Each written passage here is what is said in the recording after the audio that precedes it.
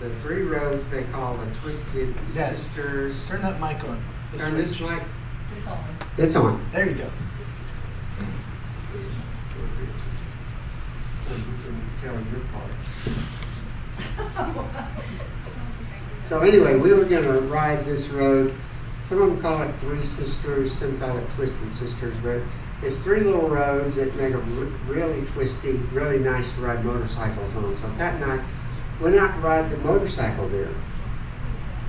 And we had a pretty good day, and we were headed back over to where we were staying. And as we were driving down the road, there were a whole bunch of buzzards on the side of the road. And, you know, there was quite a bit of traffic, trucks, cars, but something about the sound of the motorcycle scared me. So as we were coming up to them, these huge buzzards start flying. And I think they'd eaten too much, because one of them, as I watched him, I said, no, he's not going to get high enough. So I hit the brakes, and I think we were probably down to 40, 45 or something, when the buzzard hit the windshield. And when he hit the windshield, then he came over the top and he hit my helmet. And he hit my helmet pretty hard, right? Right. His helmet bounced back and hit me. So, And we had these earphones on that we could talk to each other. And mine went down the road because it hit my helmet so hard. yeah, so anyway, so I wish I had known this was all going to happen. I'd bring my helmet that has the buzzard claw marks across the top. So you can be sure that he was not happy about being hit with a motorcycle. Well, as just after that happened, I don't know if you've ever been hard enough, you hit hard enough that you're gonna black out, but your world starts closing in, you know. And I saw that starting to happen, and I said, oh no, I've got to get this motorcycle stopped. So we slowed down really fast and just had to pull over on a loose limestone shoulder. So as any motorcycle riders know, if you don't have good fitting, you can't hold a motorcycle up, a heavy one like that. So as we pulled over, I said, Pat, I'm just going to have to lay it over so you step off. Right? Right. That was graceful. So anyway, so we laid the bike down, and my head starts to clear, and I said, okay, let me try to get this bike back up. And about that time, two guys came up, and they said, wait, you can't do that by yourself. I mean, it's a Harley Davidson electric ride. It's heavy. And so they said, wait, just sit still a minute. And they said, we'll help you get your bike up. He said, but you should have seen that buzzard. It must have went 50 feet in the air. So anyway, we got the bike stood up, and everything's okay except for my helmet that has claw marks on it. But a long time ago, as a motorcycle rider, I realized that it didn't make a lot of sense riding a motorcycle without a helmet, and I'm glad the Lord impressed me with that when I was young. Otherwise, I'd be wearing feathered feathers. I didn't say that.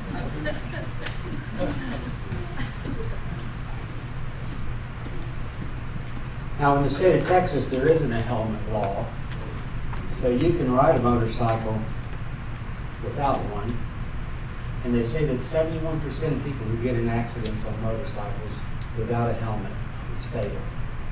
So, I don't know what that says about Darwin's theory of survival of the fittest here in Texas, but in any event. Well, I at one time had a stint as a biker. I don't think anyone knows this, but I once had a Harley, and yeah, I was a tough guy. At that time in the history of Harley Davidson, it was the only time they made a 50cc Harley, which it's just a tiny step above a moped, you know. And whenever I saw a gang of guys riding on motorcycles, you know, thumbs up. They didn't have much to say back, but anyway, I was you know, riding the edge for a while, and so I have this Harley Davidson helmet. I didn't have it way back then. I got it about 2 months ago at the Goodwill. It was like $5.99. I got an electric bicycle, which I think might be a little faster than that Harley I had back in the day, right?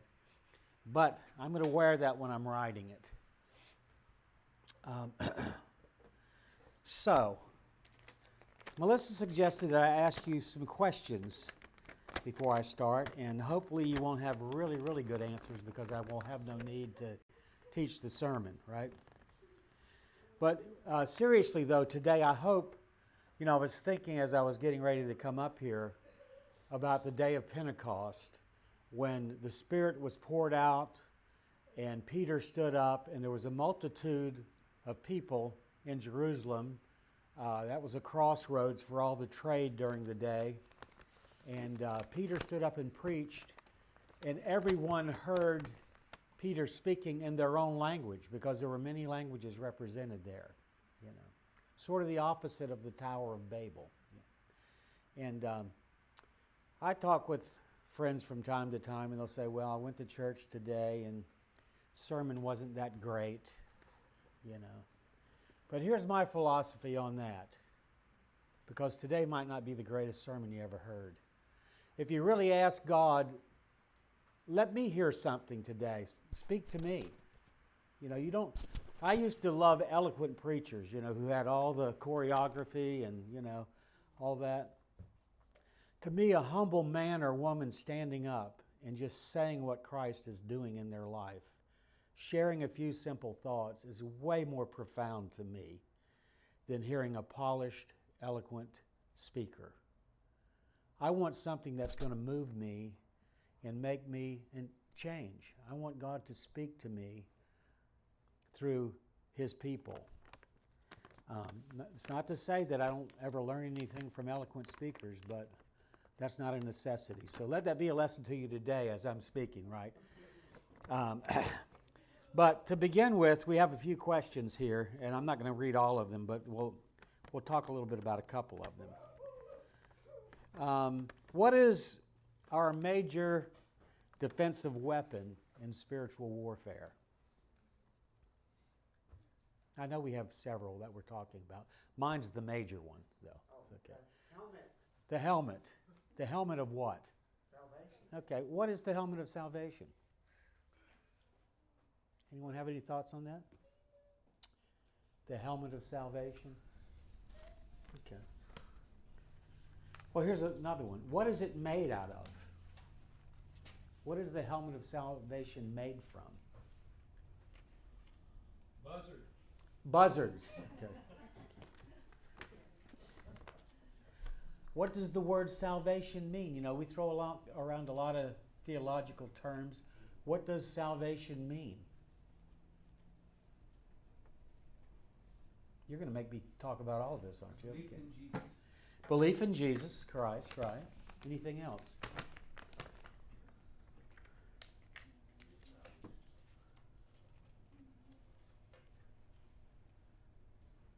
Number 5 is a typo there. It should be, what are weapons of mass deception? You know, there's a lot of weapons of mass deception today.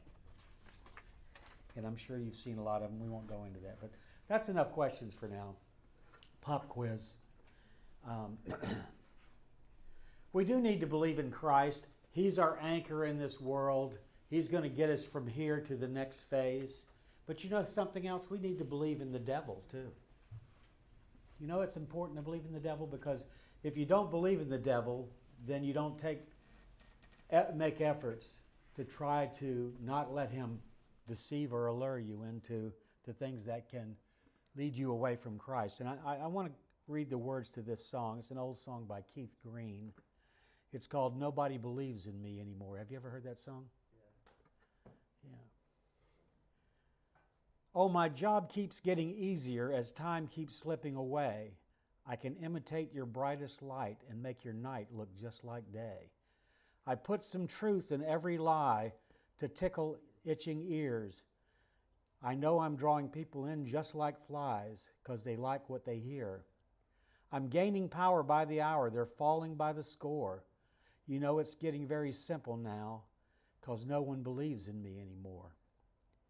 Oh, heaven's just a state of mind. My books read on your shelf. And have you heard that God is dead? I made that one up myself. They dabble in magic spells and they get their fortunes read. You know they've heard the truth, but they've turned away and followed me instead. I used to have to sneak around, but now they just open up the doors. You know, no one's watching for my tricks because no one believes in me anymore. And I'm not going to read the whole thing. You can go look that up on the internet, but he's got several good verses there. No one believes in me, you know. In fact, there are a lot of people in the world who believe in the devil. There are people in this world who literally worship the devil, Luciferians and so on. But you know, a lot of Christians are way more indifferent. Or, you know, they have sort of that caricature of who Satan is, you know, the little devil on the shoulder with the pitchfork. He's on the front of the hot sauce, you know. And so we've made sort of a joke of him, but he's at work. He's been at work, and he has people behind the scenes that are working all the time at deception. This is a quote I found very interesting from Hitler. He said, "It's good luck for leaders that man does not think." You know, we don't think enough about Christ, and we should, because he's the real thing. But there's the counterfeit too, and you have to be able to differentiate in this world between the counterfeit, the Antichrist spirit, which is so pervasive now in our world and in our culture. And you don't have to look very far, it's very flagrant. You know, the United Nations even has a consulting agency that prints literature for them, and their original title was something like the Lucifer Society or whatever, and it kept getting attributed with Lucifer, and it had bad connotations, even though they're sincerely Luciferians who do this printing. And so they lightened the name up a little bit. I can't remember what it was, but Luciferianism is very strong. I heard one businessman who was in the trading of world currency, and he was a really big guy high up in it. And he said he started getting invited to parties, and as he started getting involved, they would go up into higher and higher echelons of the richest people in the world. And he said there are about 6,000 to 7,000 people in the world who control the whole world because of their wealth. And he says as he got into these parties, he found that almost every single one of them were Luciferians. And, you know, some people, you tell them that, they think, oh, that's crazy. That's not really true. Well, okay.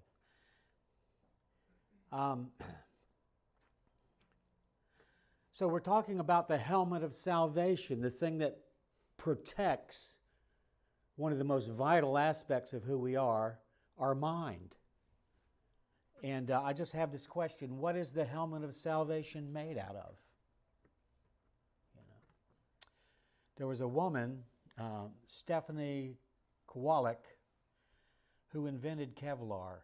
We talked about that. Kevlar is what they make bulletproof vests out of. Army helmets are made out of it. It can't be pierced, even by a lot of very high caliber bullets. Well, she invented that, and I'm just going to read a little bit about it. The chemical structure of Kevlar is comprised of several repeating inner chain bonds. These chains are cross-linked with hydrogen bonds, providing a tensile strength of 10 times greater than steel on an equal weight basis. Kevlar fibers are so tightly spun that it's nearly impossible to separate them.